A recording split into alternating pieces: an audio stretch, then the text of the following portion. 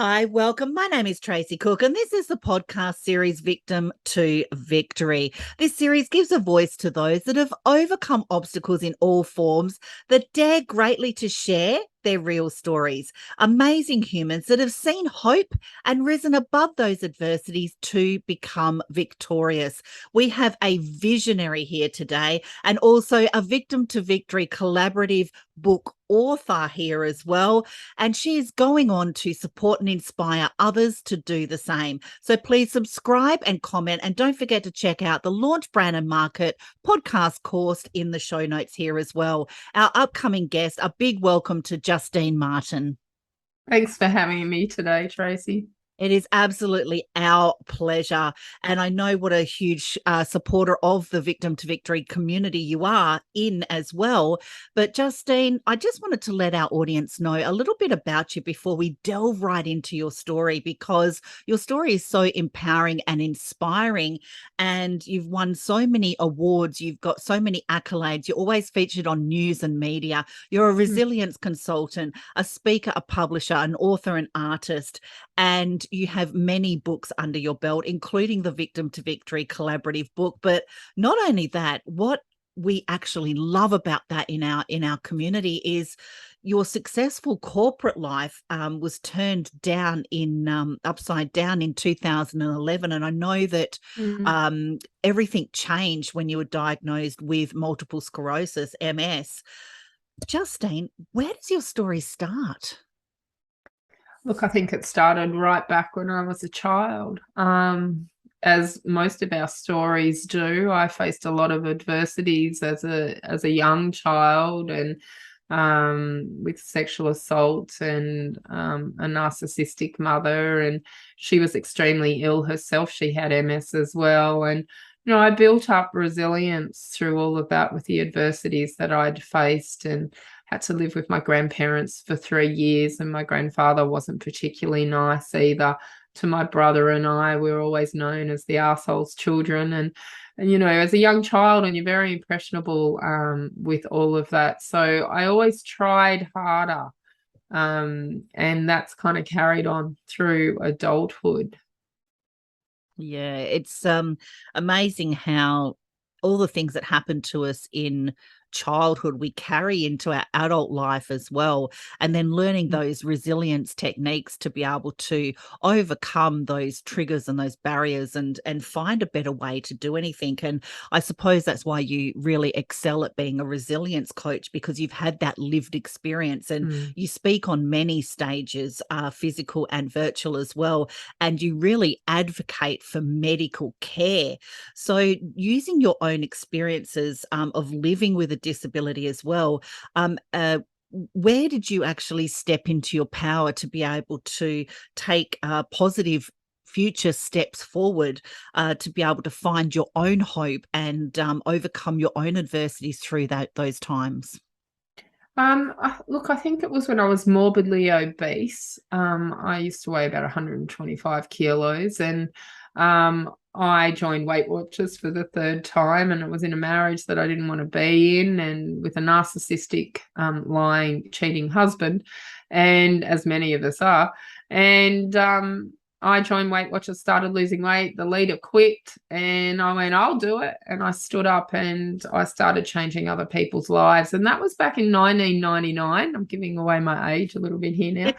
And 1999. And then I had lots of jobs in the weight loss industry. And then all my jobs have always been about helping other people. And then in 2011, when I was diagnosed with MS, I had to stop work, and I then questioned what my purpose was going to be back on the planet.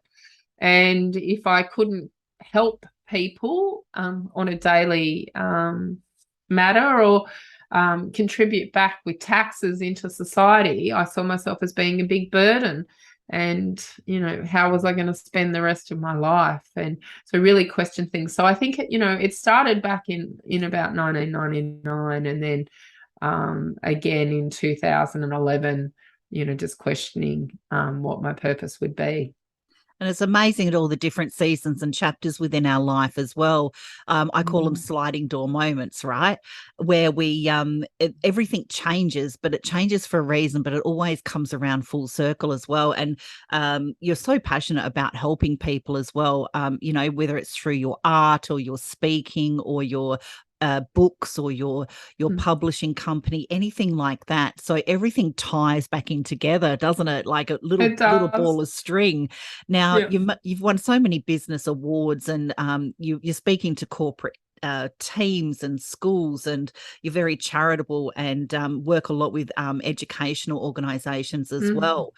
Now, during this time, what are the main things that would still kind of be an obstacle for you, or is it still a daily struggle, or is your mindset so strong now that with your resilience, do you still have those moments, or are you fully stepped into the power to own that resilience? Depends what day it is, Tracy. Yeah. Some days my body just fails me and I can't do what I want to do. And so for me, I have a little mantra that I say, we don't give up, we modify. And it's like, okay, well, I can't do that today. What else is on my list that I can possibly do? And the one thing I do every single day is make my bed. If the rest of the day goes to shit, at least I've done something productive. I've made my bed. Look, there are some days where I am a blubbering mess. They don't happen very often, but they are there. There's some days where it's like, why am I doing this? Why am I doing this? And then it's like, because this is a bigger picture. This is not about you. This is about everyone else. And, if we all looked after everyone, and I'm not talking about not having self-care for yourself, but if we looked after our neighbours better, wouldn't the world be in a better place? Wouldn't we have a better world to live in? It's not just about me. It's about the bigger picture. And I do have a lot of people that rely on me. I have clients that rely on me on a daily matter. I have staff that rely on me, and I wouldn't have it any other way. Yeah. And you have a lot of time out for yourself as well. Like, do you beat yourself up if you do have those kind of down days? Or like you said, you modify, you just kind of go, no, this is part of it. I just have to pick up where I left off tomorrow, and that's okay. Yeah, look, I'm not hard on myself. I do modify it and I go, okay, well, I can't do that today. And if it's something that I have to let other people know, I do. And most people are understanding. And then it's like, well, I'll get to that first thing tomorrow. Or, later on this afternoon, I'll be able to do it. I've just got to go and lie down for an hour or two if my body's, really failing me. I spend a lot of time on the lounge. So everyone's like, oh, you're so busy, you're so busy. And I'm like, yeah, but a lot of my businesses run online, and I can sit on the lounge with my feet up, and that's my office. I don't tend to sit in the office. I do have a beautiful office, which I'm in now, but I don't tend to sit in that too much throughout the day. I'm more whatever makes me comfy and wherever I'm going to be the most productive. And if that means sitting on the lounge with my feet up, so be it. Yeah, and it's just making sure that we've got all those support systems in place as well. So you've obviously got a support system for you as well. Yeah, look, I go to regular counselling. I believe that it's not my children or my friends and family's responsibility for me to offload all the time. And with the amount of things that, I have happening within my body and my life, as you know, Tracy, I recently lost my partner, and I'm still processing and dealing with all of that. And so I go to counselling. I can walk in, I can dump it all out for the hour that I'm sitting in there. There's no judgment. There's no sympathy as such. There's strategic matters that I can put in place for the next time until I see her. So counseling is my go-to. And sometimes I have her on speed dial. Sometimes I need emergency appointments back with her if something, major has happened in my life and I know I can't wait, the 2 weeks or the 3 weeks until I'm back in to see her. And she's allowed me to do that because she knows how complex things are in my life. So she's been there with me through, the heart surgeries, the 3 cancer diagnosis, all of that. So I try and stay in the most positive mindset that I can possibly be in each and every day. It takes too much energy to be negative. It takes way too much energy to be angry. Positivity, and I hang around with like-minded people. We are the sum of the 5 people that we hang around, and so I changed my circle, my inner circle, to match what values and the positivity that I wanted in my life. That's such an important thing as well. And yeah, I call them crabs in a bucket, Yeah. There's always one crab that wants to get out, and, the other crabs in the bottom of the bucket just want to keep pulling them down so they're safe and they're not, just in the comfort zone. But yeah, definitely surrounding yourself with like-minded people that are going to lift you up. And it's the rooms that we get in, that speak a different language and speak that positivity and life into us. And that's just so important as well. What kind of things, what kind of tips do you think you'd share, Justine, with anybody that's kind of experiencing, a life obstacle? Maybe they've had a diagnosis, they're really unsure about how they're going to move forward and things like that, because I know you speak a lot about mindset and positivity. What kind of tips would you give to somebody that's kind of struggling in those kind of areas at the moment? To be kind to yourself. And that it won't go on forever like this. That's life. Life is up and down. You got to ride those waves. Ask for help. We all tend to be, very independent people, or our pride will get in the way, but you've just got to ask for help. Because if you don't, then you are in trouble, most definitely. So asking for help, be kind to yourself, surround yourself with positivity, do the things that you want to, do within reason. If it's, a health issue that you're facing, or something like that, then work around, modify what you can do. Watch happy movies. Ring a friend that makes you laugh. Don't ring that friend that's always cranky and angry with the world. Yeah, that's a huge thing, isn't it? Definitely. And sometimes just having those support systems around you as well, or those friends or family members that kind of go, okay, just bring it back, put your feet on the ground. Let's just take a deep breath. It's all going to be okay. Yep. We just got to put one foot in front of the other and just move forward slowly. It's not going to happen at speed, especially when you get a diagnosis or a prognosis or something like that. That's when we tend to reevaluate and go into that deep hole.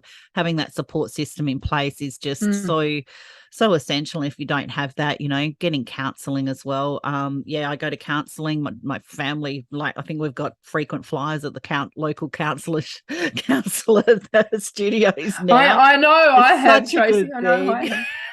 Yeah, it is. And look, if you can't get into a counsellor straight away, well then, there is Lifeline and there is Beyond Blue. There are people that you can just pick up the phone and call, and you might be on there for 10 minutes, but that might be enough that day. That's all you need, and they can give you some instant feedback, an ear to listen to, that might just make all the difference with it. So, but be kind to yourself. Whatever it is, allow yourself to go through the grieving process. And we don't talk enough about grief. When we hear the word grief, we just think of someone that's died. And there's far more things that you can grieve through. You can grieve through a diagnosis. You can grieve through, like in my case, when I could no longer work anymore. I had major grief from that. And we don't talk about the processes and the levels of grief that you can go through. So, be really, really kind and compassionate to yourself. And if you're saying things to yourself that you wouldn't say to another human being, then stop. catch yourself out on that. If you wouldn't say that to your best friend or your child or your parent, then stop saying it to yourself. We are our worst critic. 100%, definitely. And especially as women, when we're spinning all the plates and we're being all these people and wearing all the hats, we tend to be harder on ourselves. So just raising our hand and asking for help, reaching out, get a good support system, get a counsellor, reach out. And, if things don't change, things don't change. So there's some really valuable tips there as well.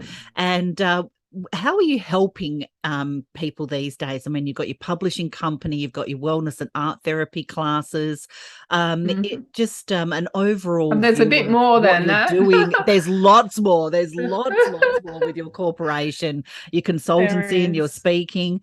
What would you say overall that you actually are helping people now? So I believe that my story is someone else's survival guide. So if you're sitting there listening today and, one thing might resonate with you out of my story, then that's why I'm doing it. I'm a keynote speaker. I'm a guest speaker. I do workshops on resilience. And, when people hear what I've actually been through, and I haven't had that victim mentality despite everything that I've gone through. And I do talk about that in my book, in the chapter that I've written. And I don't want to give too much away because otherwise I won't go buy it. But I haven't had that, that mentality, and it's just going through that wave. It's processing through that wave and looking at, okay, if I go back into a situation like that, what would I do differently? So once you get onto the other side of it, it's like, okay, I'm one for reassessing what I've done and what I can learn from it, and how can I do things better the next time. And I teach other people how to do that. So I do consulting and coaching, and I go into corporate, and it's about looking at resilience in the workplace needs to start with the resilience of the employees. If your employees aren't resilient in their own personal lives, how do you expect them to be resilient at work? Doesn't happen. True. And some people aren't taught resilience coping mechanisms, and that's where I come into play. Or some people have been very blessed up until that particular point in life, and they haven't faced much adversity in life, where others like myself, it's just continuous. So learn from my mistakes, learn from my experiences, and that's what I put forward.